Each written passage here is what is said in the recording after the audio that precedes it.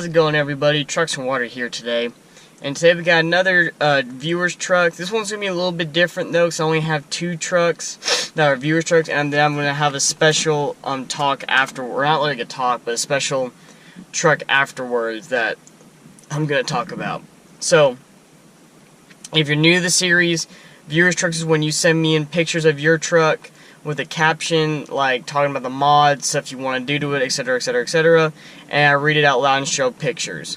So, to start off, the first guy we're going to talk about is Goodman.Ethan. So, let's see, click on his thing. He's got a 1998 Ford F150 XL, single cab. He's got a 5-inch lift Fab Tech with a 24 offset wheels, 3-inch body lift, 35 by 12.5 by 20 Toyo tires, and 15 by 8 Dick Sepek wheels. Awesome truck, man. It looks like a very, very clean truck. Those year trucks are getting up like more and more popular as the years go on. I see a lot of people starting to buy them and modify them and stuff like that. So keep up with the mods, man. It looks like a very, very clean truck, so keep up the good work. Okay, so the next guy on our list, his name is Chevy Man 9123.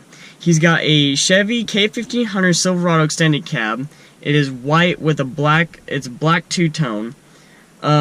He's got blacked out tail lights. I got the blackout clear lens headlights, dual exhaust, 31.5-inch Goodyear Wrangler Duratrax, with 17 by 8 moto metal rims. It looks like an awesome truck, man. He's also got a toolbox on it. Great clean setup. It looks like a very clean, awesome truck. Keep up with the build, man. I am kind of partial to these trucks because I do own one, but it just looks like an awesome clean build. I love the white with the black two-tone on the bottom part of the truck. That looks really good and clean. So keep up with the build, man. Let me know in the future what kind of mods you do to it and stuff like that. But awesome job. Okay, so like I mentioned earlier in the video, the third truck I'm going to talk about, a lot of you have been asking about it, and I did make a video on this like way back in like February, but there's been a lot more subscribers to the channel, so I'm going to make another video, or another, will this be part of the video? It's going to be about my very first truck. Kind of give you a backstory on it though. Before I bought this truck, I was actually not looking for a truck. I was looking for like a car, like a BMW or a Camaro or something like that. And then I found this truck on Craigslist. It's a 1996 Dodge Ram 1500 SLT Laramie single cab rear wheel drive 5.9 liter Magnum V8 truck, black with XD Spy wheels, I think they call it. I think they were an 18 by 9 on Falcon street tires. It was a great truck. I could not ask for anything more of it, but the issue is we bought it. It was stupid clean. Like, me and my dad looked it over, we test drove it the whole 9 yards, and we couldn't believe how clean the truck was. Well, I got it home, drove it around for about 2 or 3 weeks, nothing really wrong with the truck. It ran great. I mean, it wasn't a very perfect truck. It had a rip in the seat, but it was a great first truck, I thought. Changed the oil in it, and all of a sudden, I would go stoplights after the oil change, the oil pressure just dropped to 0. And I would get on the gas, jump back up, drop to 0, jump back up, drop to 0, jump back up. I'm like, what the heck is going on? So we bring it in my house. My dad's buddy came over that builds drag motors and stuff, and dropped the oil pan. We thought initially at first it was the oil pump. So we pulled the oil pump off it, and it was a high flow, like 100 PSI almost oil pump for like drag motors and really, really high-end motors. You need a lot of oil flow to keep them lubricated and stuff. So we said I was odd, but we thought that may have gone bad. We throw a new OEM Mopar on it, put oil back in it. We started, it sounded like a freaking diesel. It was rattling, I mean, a whole 9 yards. I was like, oh crap, this isn't good. So we dropped the oil pan, we look back up in the motor, and my dad's buddy, who, like I said before, builds drag motors, grabs the bottom bearings, and you can move them 1/4 of an inch, if not more, in either direction. They're only supposed to move, to my understanding, if I remember correctly, like 4/1000ths of an inch, if that. And these are moving 1/4 of an inch. So what happened was the guy screwed us over. He ran out of oil apparently, burnt out the bottom end, so he overheated the motor and scarred the bearings to where they didn't function the way they should.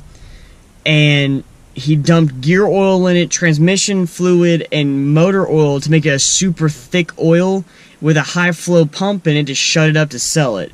I actually just turned 17 at that point. To a 17-year-old kid that was super excited about his truck.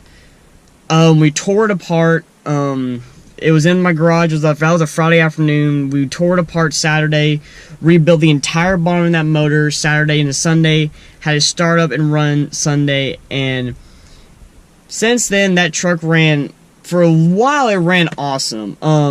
It was a fast freaking truck. I'm not going to say how fast I've gone in that truck, but that truck would freaking fly. Now granted, it didn't get the best mileage. If I babied it, I mean very, very babied it, like kept it under 70 on the interstate, I would get, I think it was like 13, 14 mpg. If I romped on it, like hot rodded it, I get like 9 or 10. Back roads was about 12-ish, depending. But it would do burnouts for days, it would slide, it was a fun truck. As time went on though, all the sensors went out in the dang throttle body, so we had to replace all those sensors, which was like a $300 fix. And of course, the bolts are in like standard and metric for some stupid reason. The truck was just falling apart. I did not want to let that truck go. That was my first truck. That's how I came to love Dodges. I love the second gen body style. I think it's one of the best looking trucks there is, and still to this day I think it's the best looking truck there is. But we had to get rid of it. I got an SUV after it, and at the time I was so mad the dude just sold me because he blatantly screwed us over. Like, he super cleaned the truck. He knew I was 17. He knew I was excited about my first truck, and my dad tried to call him after this whole thing went down, never answered the phone. I mean, guys, I understand it sucks when your vehicle goes down. I completely understand it, but do not screw someone over because of it. It's not worth it. It could be that 16-year-old kid that, you know, is so looking forward to his first truck, and now he's got to spend a crap ton of money fixing it. Granted, I had my parents help me out on that one. I love my parents to death, especially on that. I mean, I was so distraught that weekend.